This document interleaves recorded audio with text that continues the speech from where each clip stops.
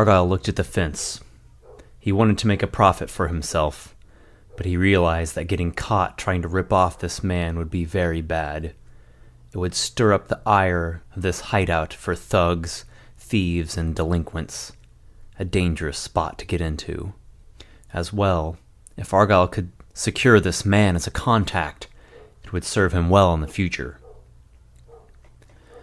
I have a good friend, a bard who knows a bit of magic herself. She studied the scroll and told me that it's not quite complete. However, it would be quite easy for a magic user to complete it. Think of it as a sword that's already been forged and simply needs polishing and sharpening. Argyle's rolling a diplomacy check. He gets a 15. I see. Well then, an incomplete scroll of a lesser ritual. I'll give you 16 gold for it. I don't want the blanks. Argyle felt a great excitement build inside. That sounds good to me. The fence counted out 16 gold pieces, which Argyle eagerly placed within his pouch. I'll be sure to come and seek you out again when I have more goods. All right, you do that. You should probably keep away from magic, though. Such things are largely unknown, and it can take a long time to find a buyer. Well, what do you suggest? Goods that are expensive for people to come by. Spices, fine clothes, liquor, tobacco, jewelry, anything made of gold or silver. Or if you can get your hands on them, poisons sell nicely sometimes. Argyle nodded his head knowingly. I will keep that in mind. Well, Garen, I'm going to be on my way. I'm sure I'll see you around. Try to stay out of trouble. You too. With that, Argyle made his way back out onto the city streets. He felt his spirits lifting. He'd gone from a handful of copper coins to 16 gold pieces. He had owned close to this much a couple of times before, and both times it had not lasted too long, so he did not let this joy get to him too much. He first went to Mort's pub and ate a good meal, purchased a bottle of cheap wine to take with him. He then went to a general goods store and purchased a flint and steel and 2 pints of oil. Last, he went to a bakery and purchased 2 large loaves of fresh bread. In total, he spent 2 gold pieces and 4 silver pieces. He was greatly tempted to continue shopping, but he knew that meeting with Brenna was a better idea. It was nearly sundown when he reached her place. Brenna looked somewhat glum, but glad to see Argyle. She explained that her marketplace performance had not gone too well. Argyle told her of his experience at the thieves' hideout. Here, take this. Argyle handed Brenna 3 gold coins. These are for you and your family. Oh, Argyle, thank you. As far as I'm concerned, you're always welcome to stay here. I might have to take you up on that, Brenna. I might not. I can only hope that your parents will feel the same. As for tonight, I'm heading back to the Wilsham tenement. Won't you stay for dinner? Yes, after dinner, of course.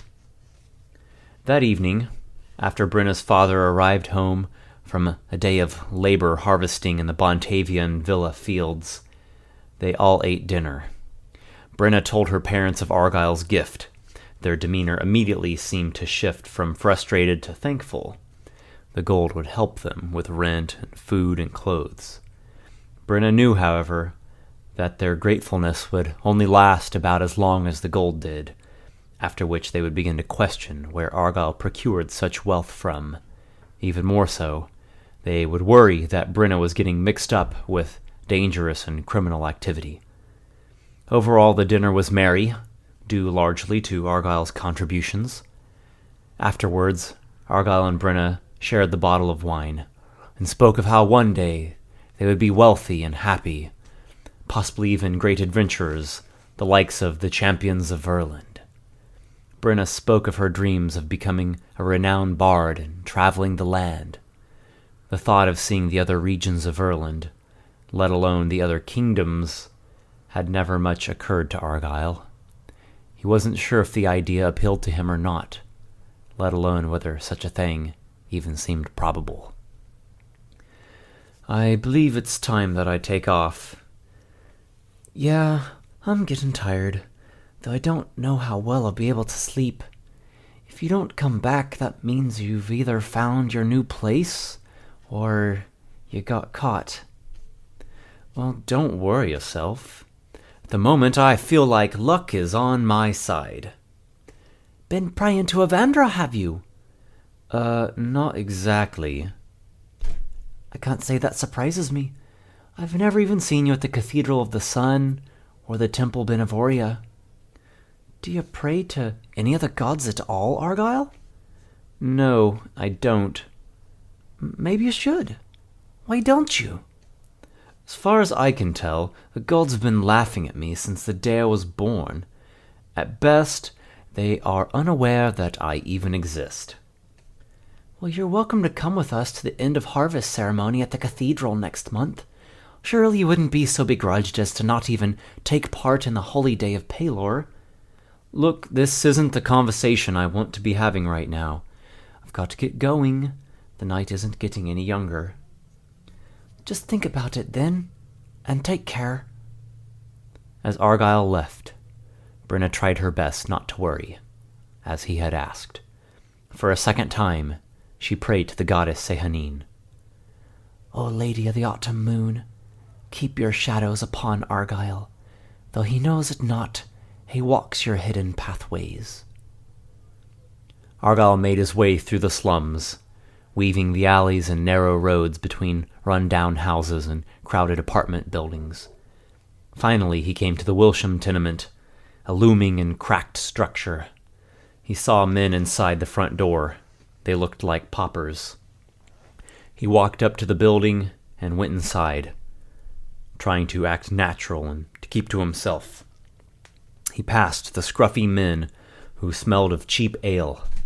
They called out to him with drunken taunting, but he kept his stead.